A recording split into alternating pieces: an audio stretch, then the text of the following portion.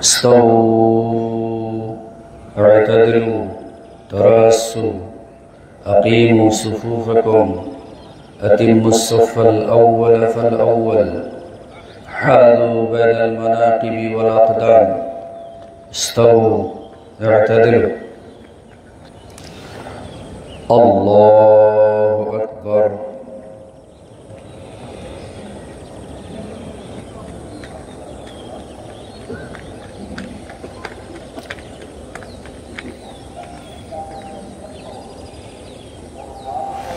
الله أكبر. الله أكبر. الله أكبر. الله أكبر. الله أكبر. الله أكبر. الله أكبر. الحمد لله رب العالمين الرحمن الرحيم مالك يوم الدين إياك نعبد وإياك نستعين اهدنا الصراط المستقيم صراط الذين أنعمت عليهم غير المغضوب عليهم ولا الضالين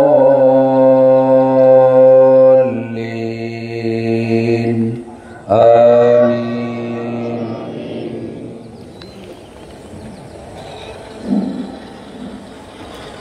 سبح اسم ربك الأعلى الذي خلق فسوى والذي قدر فهدى والذي أخرج المرعى فجعله غثاء أحوى سنقرئك فلا تنسى إلا ما شاء الله إنه يعلم الجهر وما يخفى ونيسرك لليسرى فذكر إن نفعت الذكرى سيذكر من يخشى ويتجنبها الأشقى الذي يصلى النار الكبرى ثم لا يموت فيها ولا يحيا قد أفلح من تزكى وذكر اسم ربه فصلى بل تؤثرون الحياة الدنيا والآخرة خير وأبقى إن هذا لفي الصحف الأولى صحف إبراهيم وموسى. الله أكبر.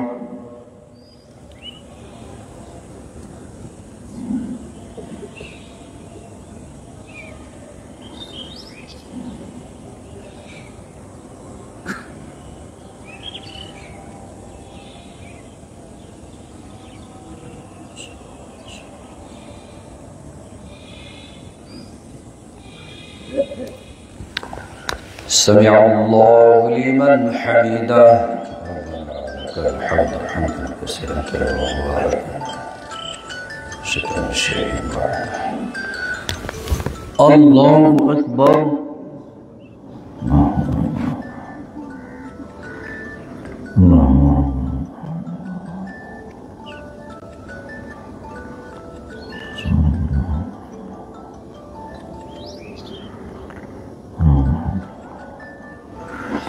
الله أكبر.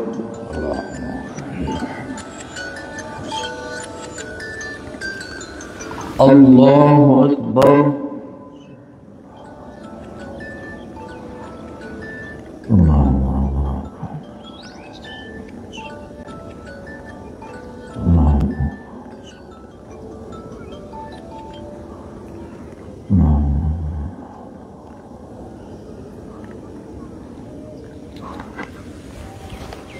الله أكبر.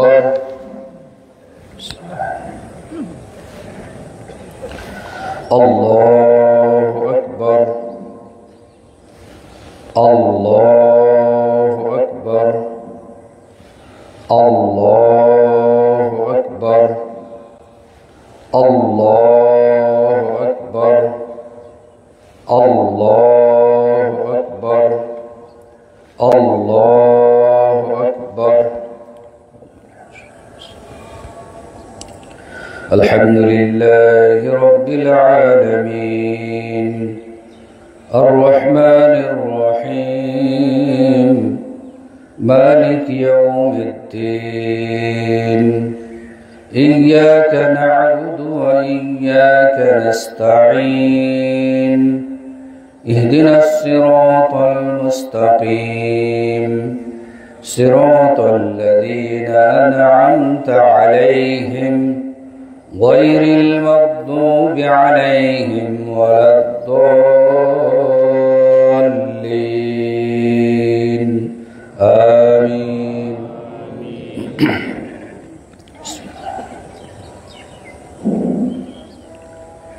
والتين والزيتون وطور سينين وهذا البلد الأمين لقد خلقنا الإنسان في أحسن تقويم ثم رددناه أسفل سافلين إلا الذين آمنوا وعملوا الصالحات فلهم أجر غير ممنون فما يكذبك بعد بالدين أليس الله بأحكم الحاكمين. الله أكبر.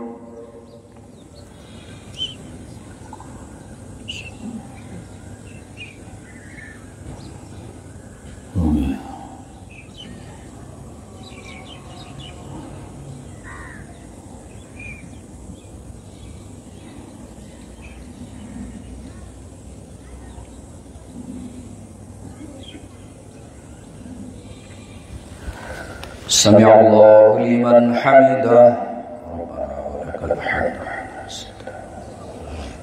ملء السماوات. الله أكبر.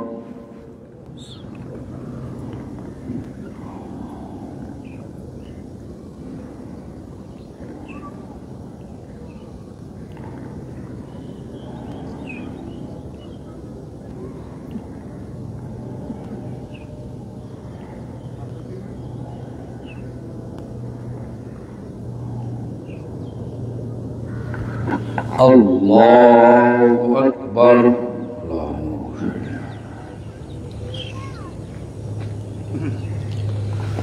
الله أكبر.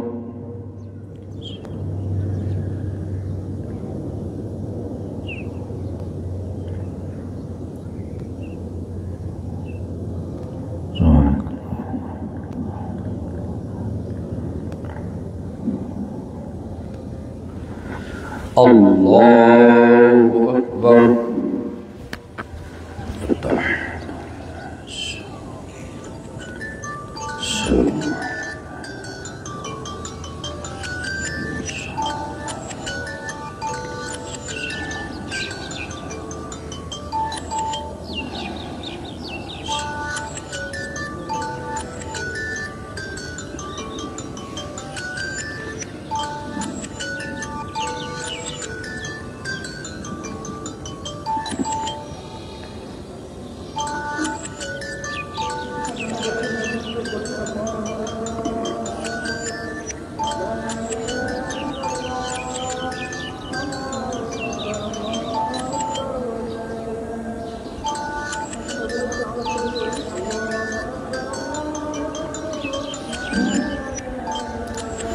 السلام عليكم ورحمة الله. السلام عليكم ورحمة الله. الله أكبر. الله أكبر. الله أكبر. لا إله إلا الله. الله أكبر. الله أكبر ولله الحمد.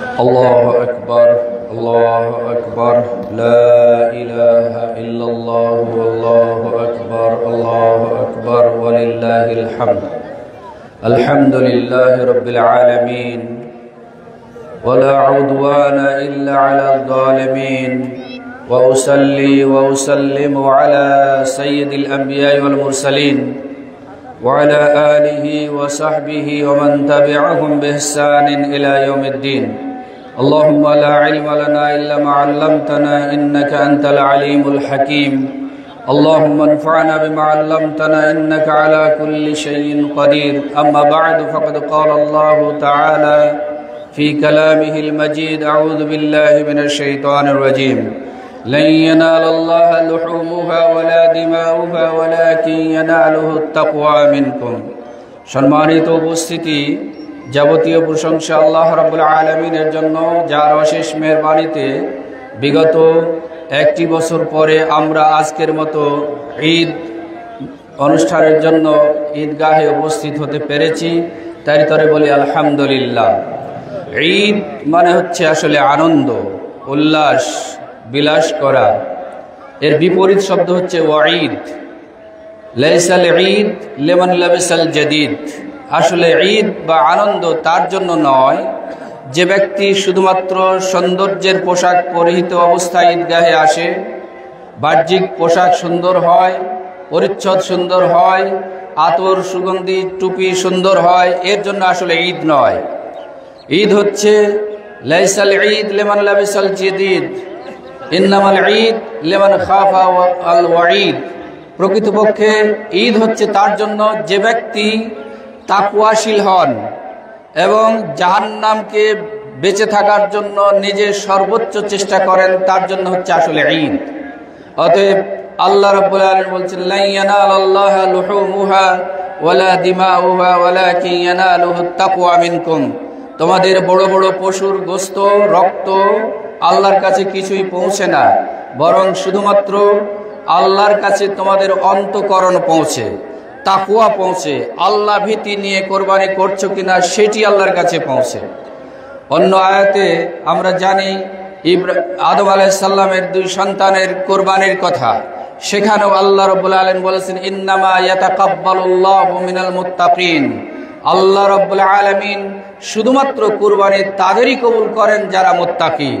মুত্তাকি হচ্ছেন যারা আল্লাহর সন্তুষ্টির জন্য সকল প্রকার অন্যায় অবিচার পাপাচার নির্যাতন নিপীড়ন থেকে নিজেকে বিরত রাখে, তাদের জন্য হচ্ছে আসলে মুত্তাকি, তারাই হচ্ছেন আসলে মুত্তাকি এবং এদেরই আল্লাহ কোরবানি কবুল করে থাকেন। সুতরাং আমরা মুসলিম হিসাবে আমরা চেষ্টা করব এই তাকওয়াশীল হওয়ার জন্য। আইয়ুহাল মুসলিমুন ফাত্তাকুল্লাহা ওয়া রাকিবুহু ফি সিররি ওয়াল ইলান। সুতরাং হে মুসলিম সমাজ, আমরা যে যে অবস্থায় আছি, যে স্থানে আছি, যে কর্মক্ষেত্রে আছি, সেখানে আমার নিজ নিজ অবস্থান থেকে সর্বোচ্চ চেষ্টা করব হালালকে, আল্লাহর নির্দেশকে প্রাধান্য দেওয়ার আর হারাম বিষয় থেকে নিজেকে সর্বোচ্চভাবে বিরত রাখার। আইয়ুহাল আবা ওয়াল উম্মাহাত, আমরা নসিহত করতে চাই আল্লাহ এবং আল্লাহ রাসূলের পক্ষ থেকে সকল পিতামাতাকে। পিতামাতা হচ্ছে সন্তানদের তাকওয়াশীল হওয়ার জন্য একটি পাঠশালা। পিতামাতা যদি তাকওয়াশীল হন, পিতামাতা যদি হালাল উপার্জন অভ্যস্ত হন, পিতামাতা যদি হারামকে ঘৃণা করেন, পিতামাতা যদি অন্যায় অবিচারকে আশ্রয় না দেন, তাহলে ওই পরিবারের সন্তানরা ভবিষ্যতে আল্লাহ ভীতি অর্জন করতে সক্ষম হবে বলে আশা করা যায়। সুতরাং আমরা যারা পিতামাতা রয়েছি, আমাদের দায়িত্ব হিসাবে চেষ্টা করব শুধুমাত্র সন্তানদের ঈদের দিনে ভালো পোশাক পরিয়ে দিলাম, ঈদের দিনে কোরবানির জন্য ভালো জানোয়ার খরিদ করলাম, এটাই আমাদের জন্য যথেষ্ট দায়িত্ব নয়, বরং কোরবানির যে শিক্ষা, কোরবানির যে ত্যাগ, কোরবানির যে আল্লাহর সন্তুষ্টির জন্য ত্যাগের বিনিময়ে আল্লাহর সন্তুষ্টি লাভের জন্য যে উপায় উপকরণ, সেগুলি যদি আমরা শিখাইতে পারি, তাহলে আমি পিতা হিসাবে, আমি মাতা হিসাবে সার্থক হব আল্লাহর কাছে। সম্মানিত পিতামাতাদের প্রতি আমরা চেষ্টা করব, আমরা আহ্বান রাখব, আমরা যেন এই কাজগুলি করি শুধুমাত্র ঈদের গোশত খাওয়ার জন্য নয়। সেইভাবে আমরা বলতে আইয়ুহাশ শাবাব ওয়াশ শাবাত, হে যুব সমাজ এবং যুবতী সমাজ, আমরা তোমাদেরকে নসিহাত করতে চাই। আজকে যুব সমাজ যেভাবে ধ্বংসের দ্বার প্রান্তে পৌঁছে যাচ্ছে বিভিন্ন উপায় উপকরণের মাধ্যমে, সেই উপায় উপকরণগুলি যুব সমাজের জন্য যে স্পষ্ট ক্ষতিকর, তার মধ্যে কিছু কিছু হয়তো উপকার রয়েছে, কিন্তু অধিকাংশই উপকরণগুলি যুব সমাজের জন্য ক্ষতিকর। অতএব হে যুব সমাজ, তোমার বাবা মা অথবা তোমার আদর্শ শিক্ষককে মডেল হিসাবে গ্রহণ করো, অন্য কাউকে নয়। বাবা মা যদি আদর্শ মডেল হিসাবে প্রমাণিত হয়, বাবা মাকে যদি আদর্শ মডেল হিসাবে কেউ গ্রহণ করতে পারে, তাহলে সেই সন্তান আদর্শ হবেই ইনশাআল্লাহ। দুঃখের বিষয় হলে সত্য, যেই বাবা মা সেই সন্তানকে মনের, শারীরিক, মানসিক সকল প্রকার দুঃখ কষ্ট সহ্য করে ওই সন্তানকে আদর্শ করার জন্য, ওই সন্তানকে একটু সুস্থ রাখার জন্য কত ধরনের চেষ্টা করেন, মাথার ঘাম পায়ে ফেলে উপার্জন করেন, কিন্তু এই সন্তান যখন 15 বছর বয়স হয়, তখন এই সন্তানকে বাবা এবং মা যেন এড়িয়ে চলতে চায়। কারণ এই সন্তান, এই যুবক, এই যুবতী এমন কিছু আচরণ করে বসছে, যে আচরণের কারণে যেই বাবা এতদিন আনন্দের সাথে বুক ফুলিয়ে বলতেন যে আমার সন্তান খুব ভালো আদর্শের, আমার সন্তান ভালো সালাত আদায় করে, আমার সন্তান ভালো লেখাপড়া করে, মানুষের সামনে বুক ফুলিয়ে ফখর করতেন, এই সন্তানের যখন 15-18 বছর বয়স হয়েছে, ডাইভার্ট হয়ে যাচ্ছে, অ্যাডিক্টেড হয়ে যাচ্ছে, তখন মানুষের কথার অত্যাচারে তিনি আর সমাজে যেতে চাইছেন না। এমনকি 5 ওয়াক্ত মসজিদেও তিনি বাবা যেতে চাচ্ছেন না। কারণ এই সন্তান তাকে এমন লজ্জিত করেছে, এমন অপমানিত করেছে, যে অপমান তিনি সহ্য করতে পারছেন না। আল্লাহর কাছে মসজিদে যাবেন, সেটাও যেতে পারছেন না। অতএব হে যুব সমাজ, আমরা সচেষ্ট হই, নিজেকে ধ্বংস থেকে বাঁচাই, পরিবারকে বাঁচাই, বাবা মাকে বাঁচাই। অতএব যে সমস্ত ধ্বংসের পথ, তার মধ্যে একটি উল্লেখযোগ্য পথ হচ্ছে বর্তমান মিডিয়ার জগৎ, বর্তমান মোবাইল, টাচ মোবাইল। এই মোবাইল দিয়ে আজকে আমরা ধ্বংসের দিকে চলে যাচ্ছি। অনেক উন্নতিও পাচ্ছি, কিন্তু যাদের ওই ধরনের যোগ্যতা নাই, ওই ধরনের বয়স নাই, বিশেষ করে টিনেজ বাচ্চাদের জন্য এটি খুবই ধ্বংসের একটি উল্লেখযোগ্য মাধ্যম। সুতরাং এই ক্ষেত্রে আমি বাবা মা হিসাবেও সচেষ্ট থাকব, সচেতন থাকব, যেন কখনোই আমার সন্তান এদিকে অ্যাডিক্টেড হতে না পারে। শুধু গাঁজা খেলেই অ্যাডিক্টেড হয় তা নয়, ওটা অবশ্যই অ্যাডিক্টেড, কিন্তু মোবাইল দিয়েও যে অ্যাডিক্টেড হচ্ছে সেটিও আমরা বাস্তবে দেখতে পাচ্ছি। অতএব হে যুব সমাজ, তোমাকে ধ্বংসের পথ থেকে তুমি যদি রক্ষা করতে না পারো, তোমার বাবা মায়ের আদর্শ যদি তুমি মেনে চলতে না পারো, তাহলে তোমার ভবিষ্যৎ অতীব খারাপ। অতএব নিজেকে ভালো করে, আদর্শ করে, নৈতিক চরিত্রবান করে নিজেকে সমাজে প্রতিষ্ঠিত করতে হলে এখন থেকেই সচেতন হতে হবে, যেন আমরা কোনো দিকে ধ্বংসের পথে পা না বাড়াই। ঠিক তেমনিভাবে আজকের শিক্ষক সমাজকে আমরা বলতে চাই, শিক্ষক মানেই হচ্ছে আদর্শের গুরু আমরা বলে থাকি। সুতরাং শিক্ষক মহোদয়গণ যদি তার নৈতিক দায়িত্ব পালন করেন, আর শিক্ষকতার দায়িত্ব হচ্ছে আল্লাহ এবং আল্লাহর পক্ষ থেকে নবী রাসূলদের প্রতি যে ধরনের দায়িত্ব, মানুষকে আদর্শ করার, শিক্ষা দেওয়ার, ঠিক সমাজের শিক্ষকদেরও দায়িত্ব এরকমই, যে সমাজের, দেশের জনগণের ছেলেগুলিকে, মেয়েগুলিকে আমাদের কাছে দিয়ে গেছেন তাদেরকে আদর্শ করার জন্য। অতএব ওই শিক্ষক হবেন যে শিক্ষক পিতামাতার ভূমিকা পালন করতে পারবেন, যে শিক্ষক অন্যের দেওয়া আমানতকে সন্তানদেরকে যথাযথ লালন পালন করে তার বাবার কাছে, মায়ের কাছে ফিরিয়ে দিতে পারবেন। এমন শিক্ষক হব না আমরা যে শিক্ষকদের আচরণে, যে শিক্ষকদের চরিত্রের কারণে আমার সমাজের ভবিষ্যৎ প্রজন্ম নষ্ট হবে, ডাইভার্ট হয়ে যাবে, এরকম আদর্শের আমরা হব না। সম্মানিত কর্মচারী, কর্মকর্তা বৃন্দ, আমরা যে যেখানে কর্মরত আছি, কর্মচারী হিসেবে কাজ করছি, আমরাও নিজ নিজ অবস্থান থেকে চেষ্টা করব তাকওয়াশীল হওয়ার জন্য, আল্লাহর ভয়ে ভীত হওয়ার জন্য। কুরবানি মানে শুধু মানে গোস্ত খাওয়া নয়, এখানেও আমি ত্যাগ করতে পারছি কিনা। একটু 9-6 করলে হারাম উপার্জন আমার ঘরে এসে যাবে, অনেক অনেক গাড়ি বাড়ি করতে পারবো, ভালো দামের একটা গরু কুরবানি করতে পারবো। এই যে মানসিকতা, এই মানসিকতা থেকে আমাকে ফিরে আসতে হবে। আমি যে অবস্থানে থাকি না কেন, সেখান থেকে যদি আমি তাকওয়াশীল হতে পারি, হারামকে না বলতে পারি সর্বাবস্থায়, তাহলে আমি মুসলিম হিসাবে আল্লাহর কাছে তাকওয়াশীল হতে পারবো না। আর তাকওয়াশীল হতে না পারলে আমার কুরবানিও কবুল হবে না। কারণ আল্লাহ যেহেতু বলেছেন ইন্নামা ইয়াতাকাব্বালুল্লাহু মিনাল মুত্তাকিন, শুধুমাত্র মুত্তাকি যারা, তাদের কুরবানি আল্লাহ কবুল করেন। হাবিল এবং কাবিলের ঘটনা আপনারা জানেন। কাবিল যখন দেখলো যে তার কুরবানি কবুল হলো না, সে আরো উদ্যত হলো। ভাইকে বলল লাকতুলান্নাক, আমি তোমাকে কতল করব। ভাই বলেছিলেন দেখো, আমারও তোমার মতো আল্লাহ 2টি হাত দিয়েছেন, আমারও শক্তি আছে, পেশি শক্তি আছে, কিন্তু আমি তোমাকে হত্যা করতে উদ্যত হব না, প্রতিশোধ নিতে উদ্যত হব না। কেন? আমি মুত্তাকি, আমি আল্লাহকে ভয় করি, আল্লাহর আইনের প্রতি আমি আত্মসমর্পণ করেছি। সুতরাং তুমি কতল করলে আমাকে করো, আমি কিছুই বলবো না। এই জন্যই না আল্লাহ রাব্বুল আলামিন তার কোরবানি কবুল করলেন। সুতরাং আল্লাহ রাব্বুল আলামিন অন্য আয়াতে এই কোরবানির আরেকটি অর্থের কথা বলেছেন, ফাসল্লি লিরাব্বিকা ওয়ানহার। নাহার মানে হচ্ছে কুরবানি করা, ত্যাগ করা, ত্যাগের বিনিময়ে আল্লাহর নৈকট্য লাভ করা। অতএব সেখানেও আগে সালাতের কথা বলেছেন, আগে সালাত আদায় করো, তারপরে তোমার রবের জন্য কুরবানি করো। আজকে আমরা মুসলিম হিসাবে আত্মমর্যাদা বোধ করি, পাসপোর্টে ধর্ম লিখি মুসলিম, একামায় ধর্ম লিখি মুসলিম, কিন্তু এই মুসলিম মসজিদে আসে না, এই মুসলিম 5 ওয়াক্ত সালাতে আসে না, এই মুসলিম জুমার সালাত, ঈদের সালাত আর জানাজার সালাতের মধ্যে নিজেকে সীমিত করে ফেলেছে। সুতরাং এই সালাত আদায়কারীর কোরবানি কতটুকু কবুল হবে আল্লাহ ভালো জানেন।